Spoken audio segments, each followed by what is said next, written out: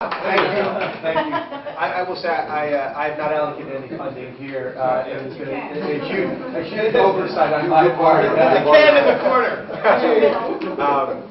Thank you very much for being here, and thank you to all the elected officials and everyone who works so hard here every day.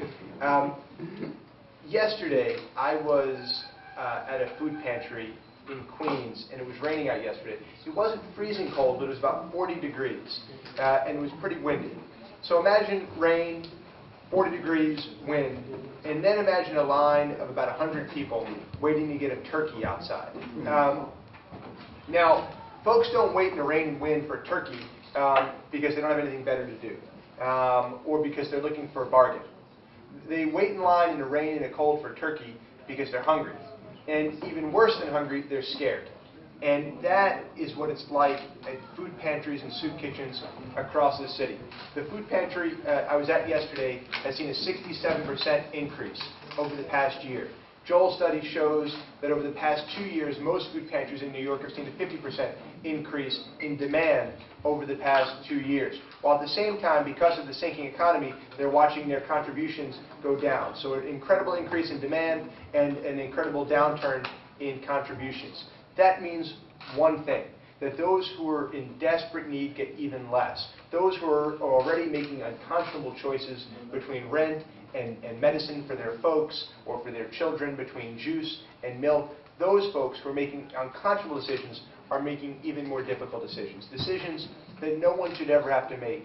Not in this city, certainly not in this century. And for those who know that truth, those who see that truth in their work every day, the elected officials who see that truth through the work that they do, it's our obligation to go out and speak that truth. Because there are those, some who actually have ill will, who will deny it exists. I think that's the minority. Others who have goodwill, but who don't see with the same eyes, deny it exists. A woman said to me last night that she'd seen me on TV talking about the issue of food stamps. And this, I assume, is a good woman. And she looked at me with compassion in her eyes, and she said, "But come on, really? Are there really hungry children in New York City?" And I said to her, "There are." I said, "Why do you question it so much?" And she said, "Well, I don't see the hungry children. They don't look hungry to me." And I said to her, "You know," I said, "if your idea of a hungry child is a child who's dying from hunger," I said, "then that's not happening. That would be an exaggeration to tell you there are children who are passing out in the streets and literally starving to death. That would be an exaggeration in this city." I said, "But the face of hunger in New York, the face of hunger is actually an obese child. Because the food that they're getting is junk food, is high in calories, is high in fat. It is the only food that their families can afford." And by the way, I want to specifically congratulate Assemblyman Ortiz, who has been so far ahead of the curve on so many issues that tie together poverty, hunger, and health. I will conclude just by saying that the work we're doing is especially important in this difficult economic time.